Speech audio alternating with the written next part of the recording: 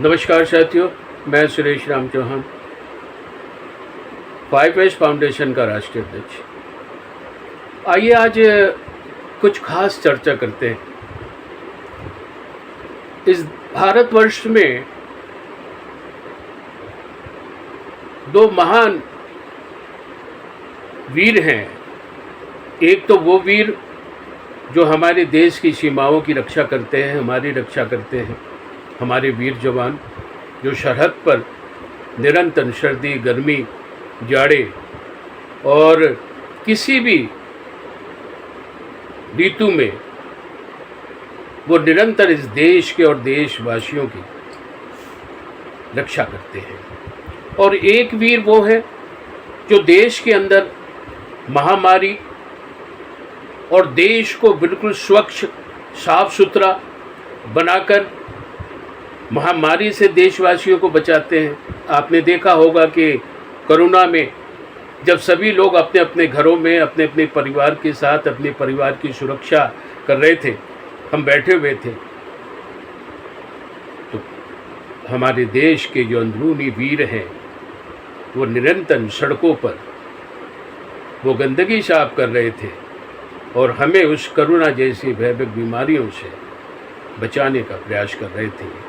और कईयों तो इस कोरोना में हमें बचाते बचाते यानी देशवासियों को बचाते बचाते खुद भी शहीद हो गए। यानी मैं बात कर रहा हूँ हमारे देश के सफाई कर्मचारी वर्ग की। आज भारत के 78 साल हो गए आज़ादी के, लेकिन सफाई कर्मचारियों की स्थिति वही के वही है। आज पूरे देश में निरंतर सफाई कर्मचारी अपनी मांगों को लेकर, जो जायज़ मांग है उनकी, आज वो लड़ाई कर रहे हैं। कहीं तो डेमोन्स्ट्रेशन हो रहा है, कहीं डेपुटेशन हो रहा है, कहीं वो धरने पे बैठे हैं। ये कितनी दुख की बात है कि हर सरकार ये कहती है कि ये जो वर्ग है, इस वर्ग की आर्थिक, सामाजिक और शैक्षणिक जो स्थिति है ये उनके एजेंडे में होता है, उनके संकल्प पत्र में होता है, हर राजनीतिक पार्टी में। और वो कहते हैं कि इनको स्वावलंबी बनाना है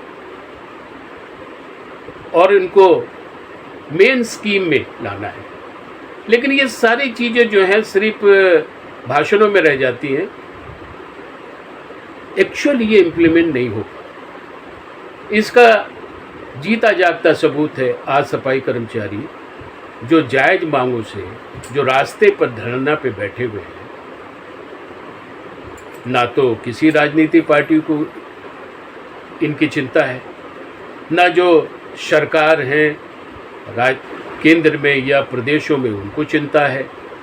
हाँ, एक चिंता उनको है, वो ये है कि बाबा साहब अम्बेडकर ने जो संवैधानिक अधिकार हमें दिए, जो फंडामेंटल राइट्स दिए, जो एक बहुत बड़ा जो अधिकार हमें दिया है वोट का, हमारा वोट सबको लेना है, सभी राजनीतिक पार्टी को। इसके लिए छल बल अल से कैसे भी हो वो हमें बलगलाने की भरपूर कोशिश करते हैं और हमारा संवैधानिक अधिकार लेकर वो सत्ता में भी आते हैं। लेकिन इनकी स्थिति वहीं के वहीं रह जाती है। सरकार बनने के बाद सारे वादे, सारे जो कमिटमेंट है, उसका कोई मतलब नहीं होता। सफाई कर्मचारी आज लड़ाई लड़ रहे हैं, बहुत ही गंभीर लड़ाई लड़ रहे हैं। और वो लड़ाई है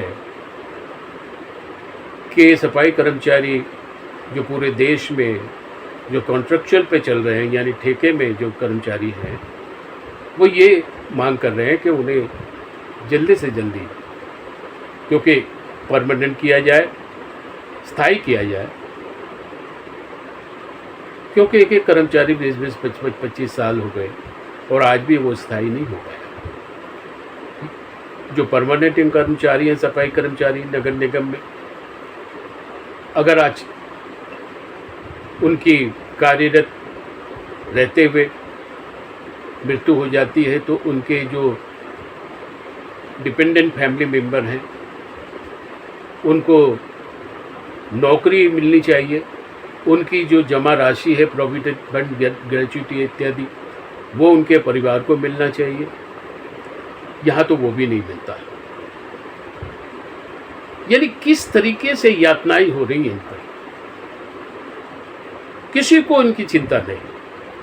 सब दम भरते हैं कि इनको स्वावलंबी बनाना है, लेकिन कब बनाना है ये नहीं पता। सफाई कर्मचारी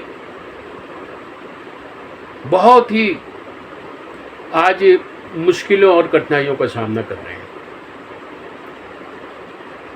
जो ठेके पे कर्मचारी चल रहे हैं, जो नगर निगम में सब कंडक्टर होते हैं, सब कॉन्ट्रैक्टर, जो ठेकेदार है,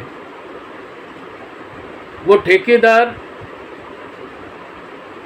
इनको कॉन्ट्रैक्चुअल पे यानी ठेके पे रखने के लिए एक एक कर्मचारी, एक एक हमारी ये भाई बहनें 10-10 लाख रुपया तक दे देते हैं, इस उम्मीद पे कि ठेके में काम करके कभी ना कभी तो स्थायी होंगे, कभी ना कभी तो परमानेंट होंगे। और वो जो रकम देते हैं, कोई तो अपना मकान बेचता है, कोई अपनी ज़मीन बेचता है, कोई अपना खेत बेचता है, कोई अपनी जो जमा पूंजी होती है वो बेचता है, और कोई तो 10% ब्याज पे कर्ज लेकर आके देता है, बस इसी उम्मीद में कि स्थायी होंगे और जो कर्ज लिया है वो वापस करेंगे।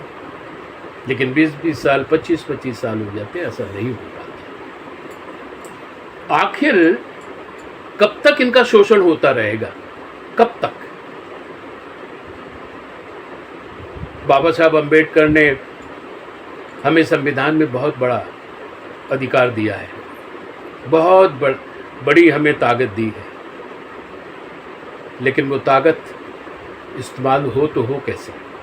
क्योंकि इन्हीं वर्गों से कुछ लोग जो नेता बढ़ के वहाँ जाते हैं, वो राजनीतिक पार्टियों के टट्टू हो जाते हैं, राजनीतिक पार्टियों के गुलाम हो जाते हैं। वो इनकी बात नहीं करते, करना भी नहीं चाहते। ना तो सही तरीके से ना राजनीतिक भागीदारी मिलती है, ना तो शैक्षणिक भागीदारी मिलती है, ना सामाजिक भागीदारी मिलती है, और ना ही आर्थिक भागीदारी मिलती है। इस देश में हर एक राजनीतिक पार्टियां दम भरती है, लेकिन आज स्थिति क्या है? आज भी सफाई कर्मचारी निरंतर लड़ रहे हैं, अपनी जायज मांगों के लिए लड़ रहे हैं। क्या सरकार, प्रशासन कभी इन पे उनकी दृष्टि नहीं जाएगी? और मैं बता दूं कि ये 1976 में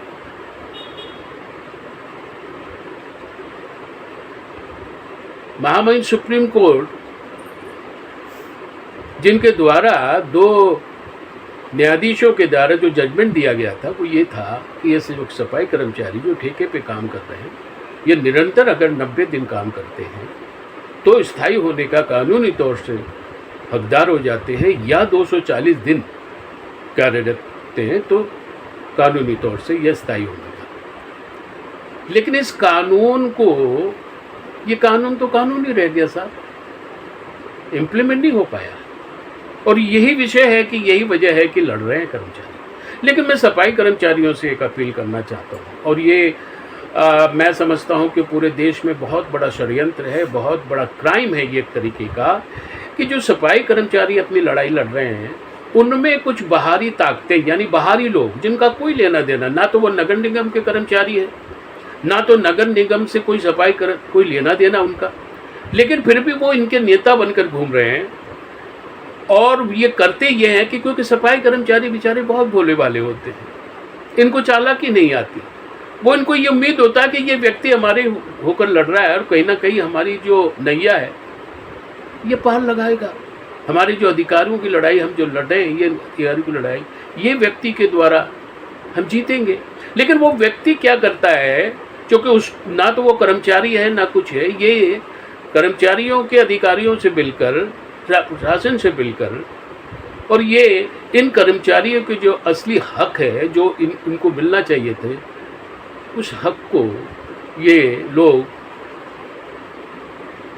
एक अधिकारियों के साथ कर करप्शन करते हैं।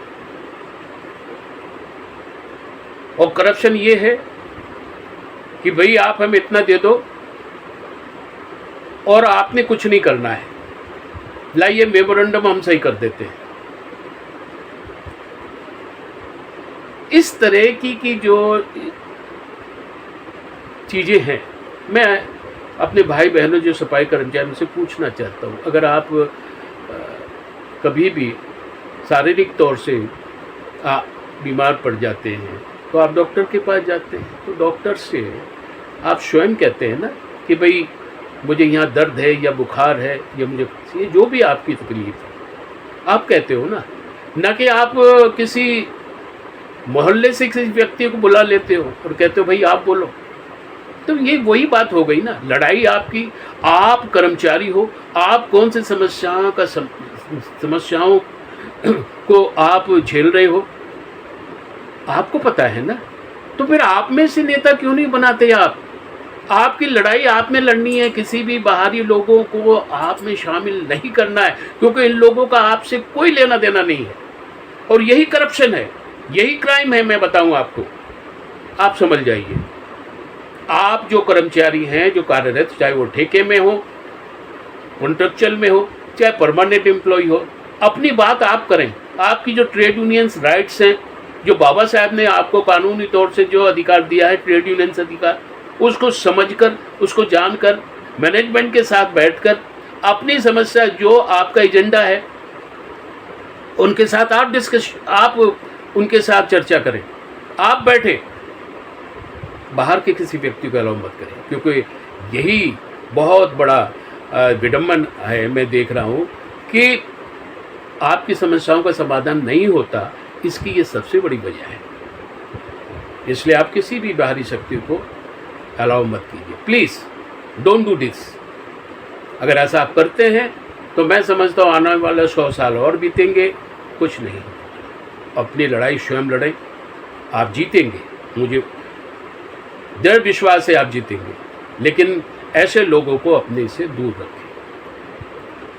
मैं यही कहना चाहता हूँ कि ये लड़ाई बिल्कुल जायज़ है और ये लड़ाई आप जीतेंगे, मुझे दृढ़ विश्वास है, क्योंकि जो लड़ता है वही जीतता है। मैं पुनः आपसे अपील करूंगा और मैं कामना करता हूं कि आप जो लड़ाई सड़कों पे लड़ रहे हैं, जो हमारे भाई बहनें लड़ रहे हैं, इनकी लड़ाई बहुत ही शीघ्र इनकी जो समस्याएं हैं उनका समाधान हो, ऐसी मैं कामना करता हूँ। जय भीम, जय भारत।